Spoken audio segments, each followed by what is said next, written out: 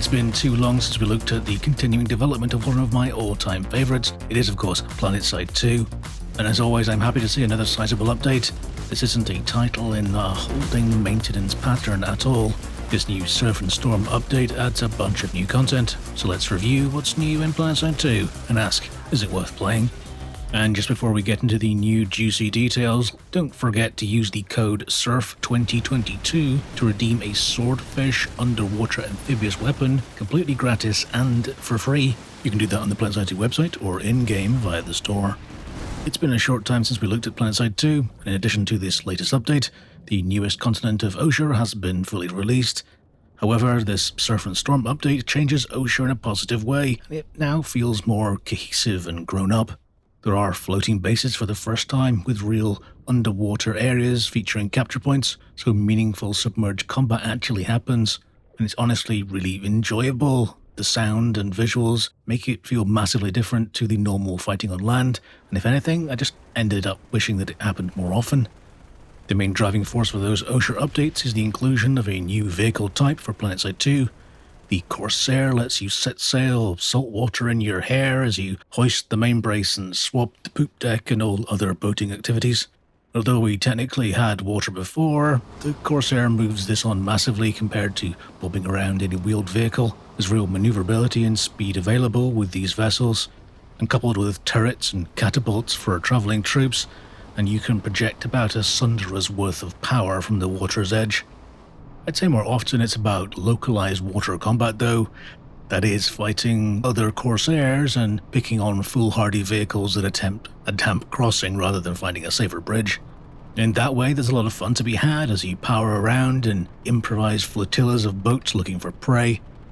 The normal area repair and ammo replenish vehicle loadouts are obviously very popular, so occasionally in a quiet moment you'll huddle into a sort of makeshift pontoon of boats while you rearm and prepare for another bout. In this way, it kind of reminds me of ESF gameplay. It's often removed from the main base capture and attacking core of Planetside 2.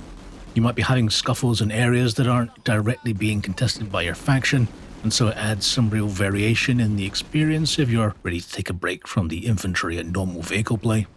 There are some moments that feel a little rougher in terms of how the water feels to navigate, some erratic movements in the physics for example. Also, the collision between Corsairs feels a little blunt at the moment, lacking the precision that we're used to with the land vehicles. None of this diminishes the enjoyment though, and as this is a new venture for Planetside 2, I'm sure we'll see updates and tweaks to continue to refine this watery realm. The general addition to water to the game does in fact feel good, though I admit that sometimes I have to think consciously about what I'm actually doing. The lack of floating infantry means that you can find yourself in an embarrassing moment when you leave a floating vehicle and then you fall to the bottom of the water and then you can't get back in now as it's 10 meters above your head. The core gameplay of Planetside 2 feels as good as ever, and on returning to the game it feels fresh and unique. And I actually saw in-game one person asking the players if there are other newer games like Planetside 2, and well, there aren't. You may get moments in titles like Squad that feel more like the organized side of playing PS2 in a platoon, but for spectacle and awe, nothing comes close to Planetside 2. People may go off and play newer titles with shinier graphics, but Planetside 2's unique experience remains undiminished.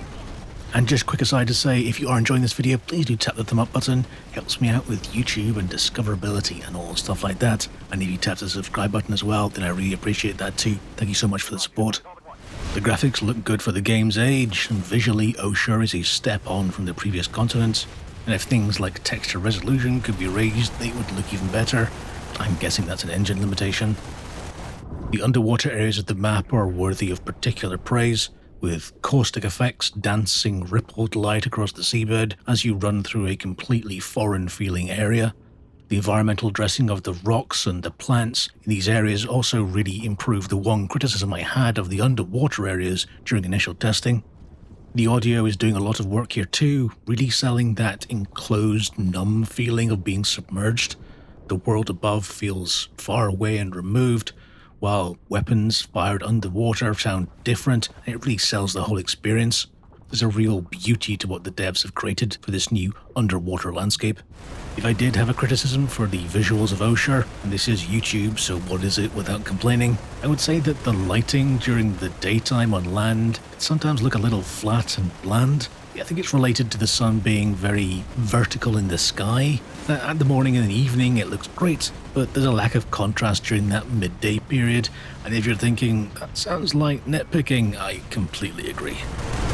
On performance bugs and other issues, anecdotally, OSHUR seems to have slightly lower frame rates on average compared to other continents, but due to the occasionally very open areas that the water produces, I'm not that surprised.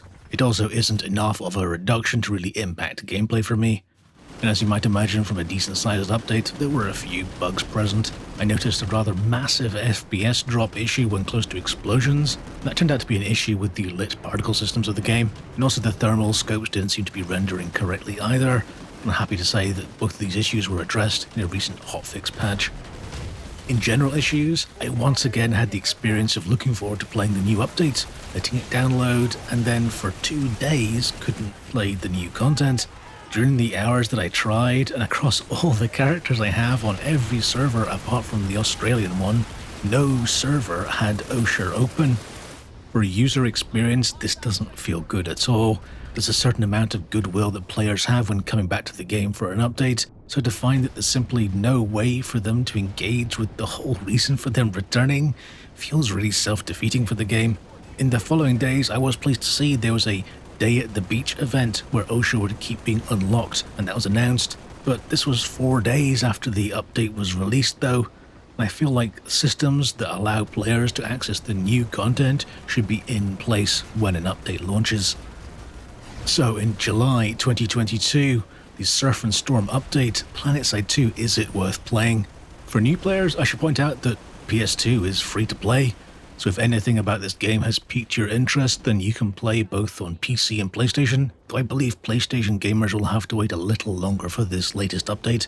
For those looking for a reason to revisit the game, I'm happy to say that this update is a good opportunity to jump back and re-enjoy all the things that made you love the game in the first place.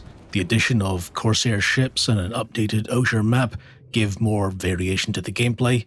There's real enjoyment and laughs to be had powering around in boats and getting into nautical scrapes. The underwater combat is well implemented, and again, it adds more variety to the gameplay experience than I really thought it would. Tucked away at the bottom of the release notes for this Surf and Storm update is a brief note from Rel, the lead designer for Planetside 2. I'd really recommend that you read it. It talks about wanting to have underwater combat when OSHUR was first teased, but it was too much to do alongside the new mechanics that this watery continent was demanding. But there's a section where he talks about that nostalgic feeling of wonder and awe that players had from their earliest memories of the game, and that being the real heart of Planetside 2, that really hit home for me. While other titles come and go, Planetside 2 offers a unique experience of scale and wonder like nothing else has even come close to matching, that it's still got a loyal fan base and regular updates coming up on 10 years after release, testament to how special that experience is, and long may it continue. What do you think of Planetside 2? Are you a new player? Or are you a seasoned veteran who even knows why Higby is the swear filter replacement word on in-game chat? Let me know all your powerful thoughts and feelings by leaving a comment below right now. Like always, I read every single one of them. If you enjoyed the video, please do subscribe to the channel. That support helps me a lot, and you'll know when the next video is released. Thank you so much for watching, and I'll see you next time. Take care.